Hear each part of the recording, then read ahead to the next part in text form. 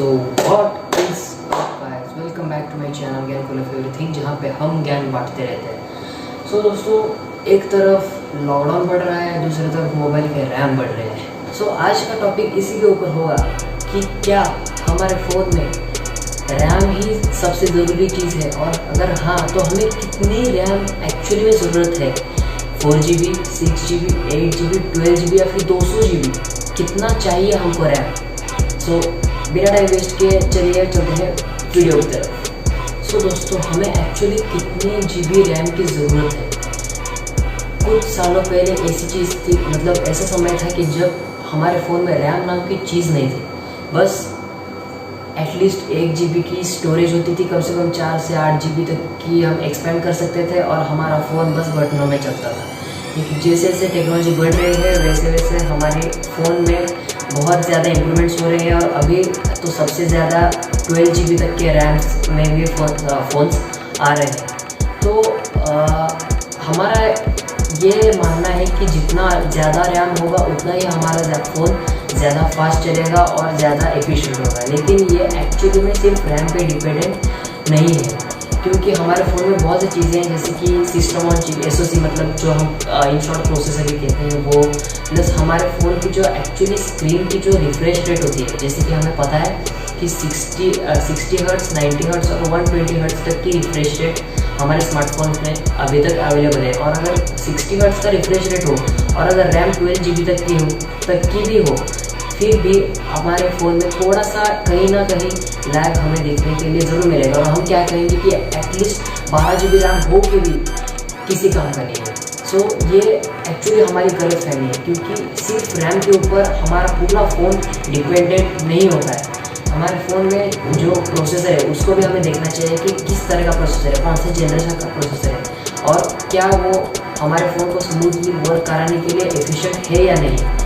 फिर जब हमारे फ़ोन में रैम बढ़ने लगे तो सबसे पहले मतलब 500 MB तक की रैम आती थी, उसके बाद 1GB, फिर 2GB, फिर 4GB, 3GB, 4GB, फिर 6GB, फिर 8GB, अब 12GB तक के रैम से आने लगे। और उसके बाद भी रैम और भी बढ़ाए जाने पर कंपनीज सोच विचार कर रही है। लेकिन इतना रैम हमारे लिए ज़रूरी है या नहीं, क्योंकि एटलीस्ट अगर हमें अभी के टेक्नोलॉजी के हिसाब से अगर हम देखें तो अगर हमारे फ़ोन में अगर 90 हर्ट्ज़ तक की रिफ्रेश रेट स्क्रीन की, प्लस अगर हमारा जो प्रोसेसर है वो एटलीस्ट मल्टीटास्किंग करने के लिए अगर बनाया गया हो, और उसके साथ 4GB तक की रैम हो, और इंटरनल स्टोरेज में एटलीस्ट 64GB की, मतलब पावरफुल मेमोरी की जो स्टोरेज अगर हम कहते हैं वो अगर हो, तब भी मोर देन इनफ है। हमें 6GB, 12GB, 8GB तक की हमें जाने की ज़रूरत ही नहीं है।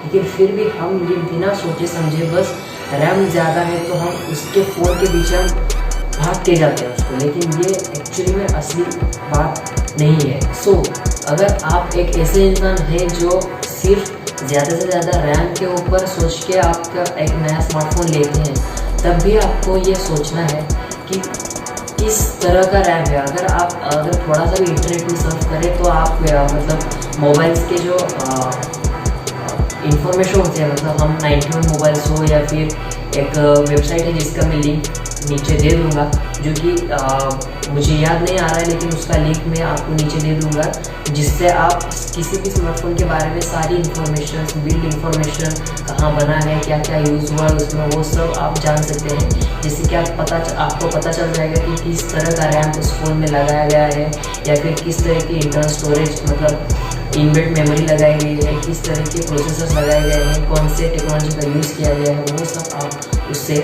जान सकते हैं। सो रैम में भी हमने जैसे हमने PC के रैम में सुना होगा कि DDR का मतलब होता है डबल डेटा रेट। और अगर हम ये सेम रैम हम स्मार्टफोन में नहीं लगा सकते, इसलिए स्मार्टफोन में LPDDR रैम लगाया जाता है, जो कि है low power double data rate. ये इस तरह का रैम लगाया जाता है।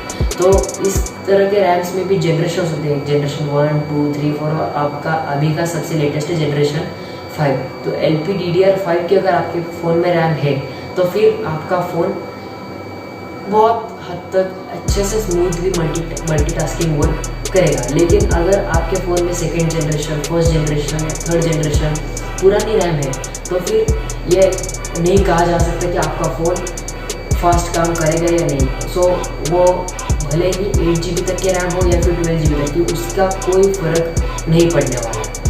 सो अगर जैसे कि मैंने कहा कि आपके प्रोसेसर पे भी डिपेंड रहता है। अगर आपका प्रोसेसर स्नैपड्रैगन का अभी तक का लेटेस्ट 855 प्लस प्रोसेसर अगर आपके फ़ोन में है और जो अभी लेटेस्ट 865 भी आ रहा है, अगर वो वैसा वाला प्रोसेसर आपके स्मार्टफोन में है, लेकिन आपके फ़ोन की जो रैम है वो 4 GB या फिर ज़्यादा 6 GB तक की है, तब भी आपका फ़ोन बहुत ही ज़्यादा मतलब कतई बहुत ज़्यादा स्मूथली वर्क करेगा। उसका जो प्रोसेसर है वो स्मूथली वर्क करता है। रैम तो बस उसको मदद करता है कि वो आराम से प्रोसेस करे। अगर प्रोसेसर अच्छा नहीं होगा तो रैम का कोई फ़ायदा नहीं है। और इसके बाद भी हम अगर सोचें तो इंटरनल स्टोरेज जो हमारे फ़ोन में होता है, उसमें भी जो मेमोरी यूज़ की जाती है वो भी सबसे ज़्यादा इम्पॉर्टेंट चीज़ है मोबाइल के स्पीड को लेके।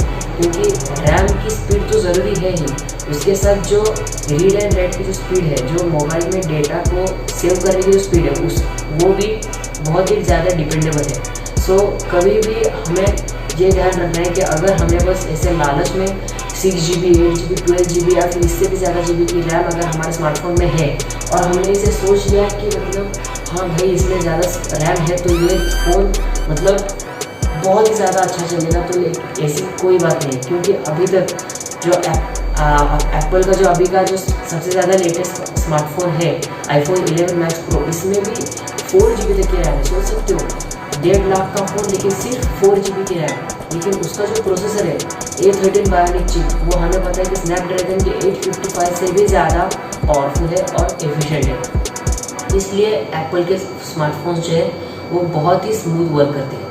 इसलिए हमें हमेशा ये ध्यान रखना है कि कभी भी मोबाइल को लेते समय सिर्फ रैम के ऊपर ही ध्यान नहीं रखना है। तो उसकी जो मतलब स्क्रीन का रिफ्रेश रेट हो, कैसी स्क्रीन टेक्नोलॉजी यूज़ की गई है, एमोलेड है या फिर LCD है, TFT है। TFT तो नहीं होगी, वो बहुत पुरानी टेक्नोलॉजी है। फिर भी आपको ये भी ध्यान रखना है।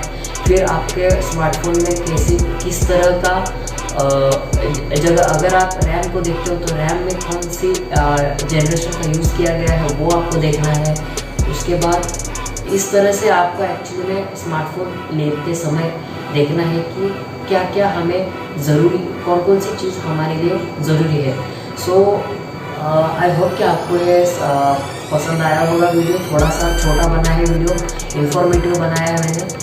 ज़्यादा कुछ आपको पता है कि लॉकडाउन की वजह से बाल बढ़ रहे हैं, इसलिए और बैकग्राउंड भी इतना अच्छा नहीं है। तो आई होप आप उसको इग्नोर करें और प्लीज़ जो मैंने इन्फॉर्मेशन आपको देने की कोशिश की है उसको आप देखने की कोशिश करें या फिर समझने की कोशिश करें।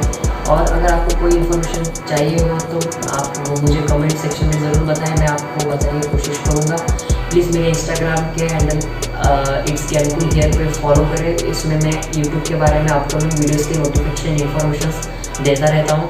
मेरे चैनल ज्ञानकुल एफएम को सब्सक्राइब कीजिए, लाल वाला सब्सक्राइब बटन को दबा दीजिए और इस वीडियो को प्लीज़ लाइक कीजिएगा ताकि मैं ऐसे ही मोटिवेटेड होता रहूँ और आपके लिए कुछ ऐसे इंफॉर्मेटिव वीडियो लाता रहूँ। सो अगर आपको ये वीडियो पसंद आया तो प्लीज़ ऐसे मुझे सपोर्ट करते रहिए। Thanks for watching friends.